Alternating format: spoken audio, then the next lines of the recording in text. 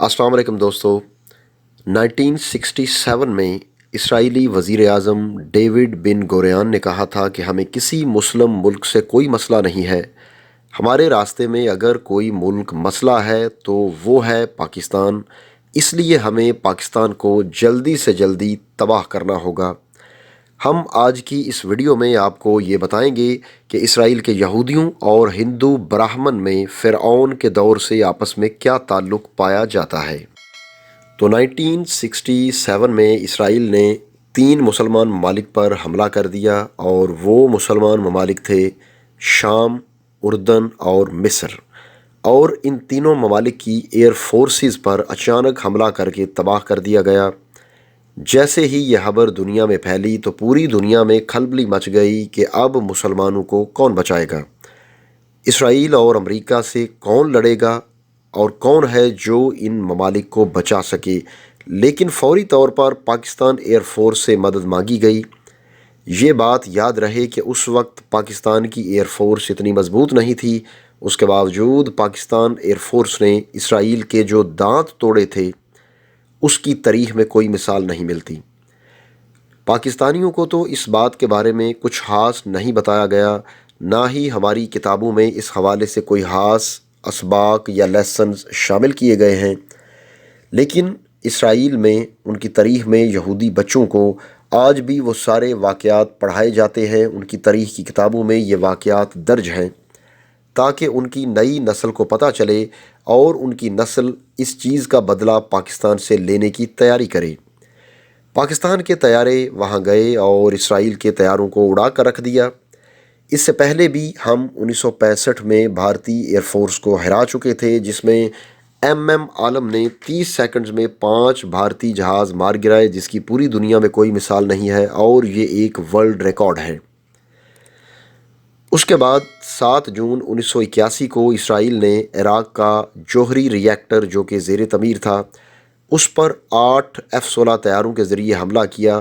یہ طیارے اسرائیل سے اڑے اور 600 میل کا سفر طے کر کے عراق کا جوہری پروگرام تباہ کیا اور واپس بحفاظت اسرائیل پہنچ گئے۔ پاکستان نے 1972 سے کہوٹہ پلانٹ پر کام شروع کر دیا تھا۔ اب یقین کریں، خفیہ اداروں کے نوجوانوں نے یعنی گمنام ہیروز نے اپنے ماں باپ، فیملی کو چھوڑ کر دنیا کے کونے کونے میں جا کر مختلف پرزے اکٹھے کیے، مختلف معلومات، انفارمیشنز اکٹھی کی۔ کوئی قانونی طور پر باہر گیا تو کوئی غیر قانونی طور پر۔ پاکستان کا جوہری ہتھیار بنانے کے لیے ہزاروں جانیں پتہ نہیں کہاں کہاں پر قربان کی گئیں۔ خفیہ ایجنٹس دنیا بھر میں گئے۔ پاکستان کو ایک ایک پرزے کی ضرورت تھی۔ امریکہ کو تو ہم یہ کہتے رہے کہ ہم نے جوہری ہتھیار نہیں بنائے اور نہ ہی بنانے میں دلچسپی رکھتے ہیں، ہمارا یہ مقصد ہی نہیں ہے کہ ہم جوہری ہتھیار بنائیں۔ یہ وہ موقف تھا جو ہم دنیا میں ظاہری طور پر اختیار کر رہے تھے، کیونکہ اگر پاکستان اوپنلی یہ بات کرتا کہ ہم جوہری ہتھیار بنانا چاہ رہے ہیں، کیونکہ خطے میں طاقت کا توازن تبھی بحال ہوگا اگر پاکستان بھی جوہری ہتھیار بنائے، تو اگر یہ بات اوپنلی کی جاتی تو پھر دنیا کسی قیمت پر پاکستان کو ہتھیار نہیں بنانے دیتی تھی۔ اس معاملے میں پاکستان کے ایک بہت بڑے اسمگلر کا بھی ہاتھ تھا، جس کا نام نہیں لیا جا رہا۔ اس نے اس پروجیکٹ میں پاکستان کی بہت زیادہ مدد کی۔ پاکستان کو کچھ پرزوں کی ضرورت تھی اور پاکستان وہ براہ راست کہیں سے بھی نہیں خرید سکتا تھا۔ اس کام کے لیے خفیہ ایجنٹس باہر بھیجے گئے اور وہ پاکستان کے لیے پرزے لے کر آئے، اور خفیہ ایجنٹس نے جس انداز سے وہ پرزے اکٹھے کیے، ان میں سے بہت سے ایجنٹس تو پاکستان واپس ہی نہیں آ سکے۔ ان میں سے کچھ پکڑے گئے، کچھ مارے گئے یعنی شہید ہو گئے، گمنام ہیروز، لیکن وہ اسمگل کیے گئے اہم ترین پرزے وہ لوگ پاکستان لے آئے، کیونکہ ہم دنیا کو بتا رہے تھے کہ ہم ایسا کوئی کام نہیں کر رہے، لہٰذا پھر سارا کام چوری چھپے ہی ہونا تھا۔ اس انداز سے پاکستان کو جوہری قوت بنایا گیا۔ اسرائیل اور امریکہ یہ بات جانتے تھے۔ انہوں نے یہ سوچا کہ کہیں پاکستان جوہری طاقت نہ بن جائے، لہٰذا پاکستان کو روکا جائے۔ جب ان لوگوں نے عراق کا جوہری پروگرام تباہ کیا تو ان کو مزید شہ ملی کہ اسی طرز پر پاکستان کا جوہری پروگرام اور کہوٹہ لیبارٹریز کو بھی نقصان پہنچایا جائے، اور اس مقصد کے لیے انہوں نے بھارت کو تیار کیا، لیکن بھارت کو اس وقت خطرہ ہو گیا کہ پاکستان طاقتور ہے، اگر براہ راست کچھ ہوا تو پاکستان اور بھارت کی جنگ چھڑ جائے گی اور بھارت کو نقصان ہو سکتا ہے، لہٰذا انہوں نے معاملے کو ڈیلے کر دیا۔ فروری 1983 میں بھارتی ملٹری کے خفیہ عہدیدار اسرائیل گئے اور یہ انتہائی خفیہ دورہ تھا، اسے بالکل منظر عام پر نہیں آنے دیا گیا۔ وہاں پر یہ لوگ اسرائیل سے الیکٹرانک وارفیئر ایکوپمنٹ لینے گئے جس سے کہوٹا پلانٹ کو نیوٹرلائز کرنا تھا۔ اسرائیل نے بھارت کو F-16 کی مکمل طور پر تفصیلات دیں اور اس کے بدلے میں ان سے MiG-23 ایئرکرافٹ کی مکمل تفصیلات لیں۔ صدر ضیاء الحق کو جب یہ خبر ملی تو ISI اور ایئر فورس کا ہنگامی اجلاس ہوا اور تمام چیزیں بتائی گئیں کہ اگر جنگ ہوئی تو کیا ہوگا۔ کہا گیا کہ اگر ہماری جنگ ہوتی ہے تو بھارت سے تو ہم نمٹ لیں گے، بھارت کو اڑا کر رکھ دیں گے، لیکن بدلے میں پاکستان کا بھی نقصان ہوگا، لیکن بھارت مکمل طور پر تباہ ہو جائے گا۔ جنرل ضیاء الحق کے حکم پر جوہری سائنسدان منیر احمد خان کو فوراً آسٹریا کے شہر ویانا میں بھیجا گیا۔ وہاں پر انڈیا کے ایٹامک انرجی کمیشن کے چیف راجا رمنا کو انہوں نے براہ راست دھمکی آمیز پیغام دیا کہ اگر تم نے کہوٹا پر حملے کا پلان کیا تو ہم تمہارا بھابھا ریسرچ سینٹر تباہ کر دیں گے اور ہم نے اس کا نشانہ لے رکھا ہے۔ جتنی دیر میں تم نے حملہ کرنے کی سوچنی ہے یا پلان کرنا ہے کہ حملہ کریں یا نہ کریں، اتنی دیر میں ہم تمہارے بھابھا ریسرچ سینٹر کو اڑا چکے ہوں گے، لہٰذا حملہ کرنے کی غلطی نہ کرنا۔ یہ سننا تھا کہ کمیشن چیف کے ہاتھ پاؤں پھول گئے اور وہ حملہ کرنے سے باز رہے۔ پھر 1984 میں الحمدللہ پاکستان جوہری طاقت بن چکا تھا اور یہ بات بھارت اور اسرائیل کو پتہ تھی۔ اب یہ ایک الگ بات ہے کہ ہم نے اس کا اعلان 1998 تک نہیں کیا، لیکن 1984 میں اسرائیل نے بھارت کی ہر طرح سے مدد کی کہ پاکستان پر حملہ کر دو۔ بھارت نے یہ معاملہ چھوڑا، ڈیلے کیا۔ اسرائیل کو شدید غصہ تھا، لیکن پھر 1987 میں بھارت نے ایک دفعہ پھر سے راجیو گاندھی کے دور میں حملے کی تیاری پکڑی۔ اچانک پاکستان ایئر فورس کو حکم ہوا کہ تیاری کرو، جنرل ضیاء الحق بھارت میچ دیکھنے کے بہانے جا رہے ہیں، اور پلان تھا میچ دیکھنا، لیکن اصل بات کچھ اور تھی۔ بھارت کے فورن آفس کو فوراً خبر دی گئی کہ جنرل ضیاء الحق وہاں پر آ رہے ہیں۔ راجیو گاندھی جنرل ضیاء الحق کا استقبال نہیں کرنا چاہ رہے تھے، لیکن چاروں ناچار ان کو ایئرپورٹ پر جنرل ضیاء الحق کا استقبال کرنے کے لیے جانا پڑا۔ میچ کے اختتام پر جنرل ضیاء الحق نے راجیو گاندھی کا ہاتھ پکڑا اور کہا کہ اگر تم پاکستان پر حملہ کرنا چاہتے ہو تو شوق سے کرو، لیکن ایک بات اپنے دماغ میں بٹھا لو، اگر ایسا ہوا تو اس کے بعد دنیا ہلاکو خان اور چنگیز خان کو بھول جائے گی اور صرف ضیاء الحق اور راجیو گاندھی کو یاد رکھے گی، کیونکہ ہم نے جوہری ہتھیار بنا لیے ہیں اور اب اگر یہ جنگ ہوئی تو یہ ایٹمی جنگ ہوگی اور اس میں کوئی نہیں بچے گا۔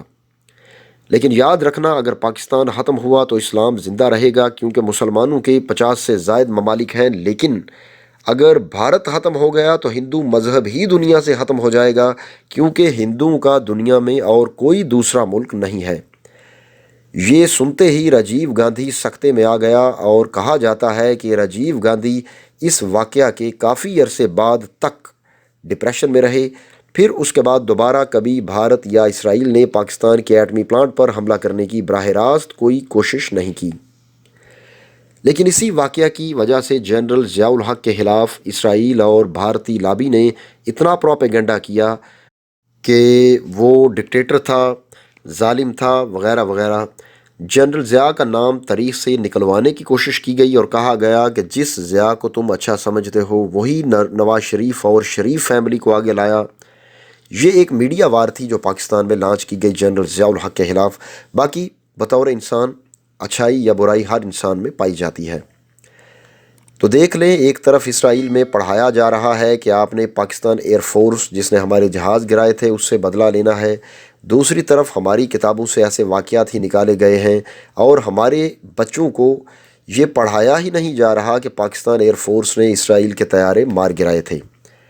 پاکستان کی فوج کو یہ پیغام دیا گیا تھا کہ اگر کوئی سپہ سالار ایسا کرے گا تو اس کا یہی انجام ہوگا، اور کوئی سپہ سالار ایسا نہ کرے اور آج بھی قادیانی اور بھارت و اسرائیل نواز لابی جنرل ضیاء کے خلاف ہے۔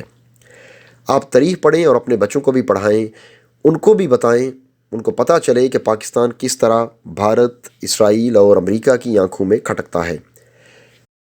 اب ہم آپ کو یہ بتاتے ہیں جو بات ویڈیو کے شروع میں کہی گئی تھی، کہ اس ویڈیو میں آپ کو بتایا جائے گا کہ بھارت اور اسرائیل کا آپس میں پرانا تاریخی تعلق کیا ہے، یعنی یہودیوں کا اور ہندو براہمن کا آپس میں تاریخی اور مذہبی لحاظ سے کیا تعلق ہے۔ وہ تعلق یہ ہے کہ جب 3500 سال پہلے آریہ نسل کے لوگ ہندوستان میں آ رہے تھے تو ان میں یہودیوں کے 12 قبیلوں میں سے ایک قبیلہ شامل ہو گیا۔ ان 12 قبیلوں میں سے کچھ قبیلوں کا پتہ ہے اور کچھ قبیلے آج تک لاپتہ ہیں۔ وہ جو نسل ہندوستان میں آ گئی تھی وہ نسل آج بھی براہمن ہندوؤں کی نسل ہے۔ جس طرح حضرت موسیٰ علیہ السلام نے سامری کے بچڑے کو جلا کر اس کی راکھ کو پانی میں بہا دیا تھا، ویسے ہی ہندو اپنے مردے جلا کر ان کی راکھ کو دریائے گنگا میں بہا دیتے ہیں۔ ان یہودیوں نے بچڑے کو معبود بنا لیا تو دوسری طرف ہندو براہمن نے بھی گائے کو مقدس مان لیا اور اس کی پوجا شروع کر دی۔ ہندو لوگ اسی زرد رنگ کو مقدس سمجھتے ہیں اور پہنتے ہیں جو قرآن مجید میں بنی اسرائیل کی اس گائے کا رنگ تھا جو ذبح کرنے کا حکم دیا گیا، اور اسی گائے کا واقعہ سورہ بقرہ میں بڑی تفصیل سے بیان ہوا ہے، جس کی وجہ سے اس سورت کا نام بھی سورہ بقرہ رکھا گیا۔ پھر سامری کے اچھوت ہو جانے کے تصور کو بھی ہندو نے اپنا لیا، اور ہندو کے معاشرے میں مختلف طبقات ہیں اور چھوت چھات کا تصور، ذات پات کا تصور بہت مضبوط ہے۔ اس کے علاوہ ہندوؤں کے دیوتا ہنومان کے پہاڑ اٹھا کر لانے کے واقعے کو بھی بنی اسرائیل کے ایسے ہی واقعے سے لیا گیا ہے جس میں پہاڑ کو اٹھایا گیا تھا۔ اب اسرائیل نے بھارت کو رکھا ہوا ہے پاکستان کے لیے، لیکن ان بیوقوفوں کو اتنا نہیں پتہ کہ ان دونوں ممالک نے انشاءاللہ ہمارے ہاتھوں سے فتح ہونا ہے، اور ہمارے پاس غزوہ ہند کی جو احادیث ہیں، آپ جو مرضی کر لیں، جتنا مرضی اس حدیث کا میڈیا میں مذاق اڑا لیں، لیکن کیا آپ سمجھتے ہیں کہ ایسا کرنے سے حدیث پوری ہونے سے رہ جائے گی؟ ایسا کچھ بھی نہیں ہونے والا، اور انشاءاللہ اللہ تعالیٰ کے حکم سے ہم ہی دنیا میں لیڈ کریں گے۔ تو دوستو، اگر یہ ویڈیو آپ کو اچھی لگے تو اسے اپنے دوستوں کے ساتھ ضرور شیئر کریں اور کمنٹ سیکشن میں اپنی رائے کا اظہار بھی ضرور کریں۔ اس کے علاوہ چینل پر نئے آنے والوں سے گزارش ہے کہ اگر ابھی تک ہمارا چینل سبسکرائب نہیں کیا تو سبسکرائب کریں اور بیل یعنی گھنٹی کے بٹن کو بھی دبائیں، تاکہ ہماری علمی، ادبی اور تاریخی ویڈیوز کے نوٹیفیکیشنز باقاعدگی کے ساتھ آپ کو ملتے رہیں۔ اب اگلی ویڈیو آنے تک مجھے اجازت دیجیے۔ اللہ حافظ۔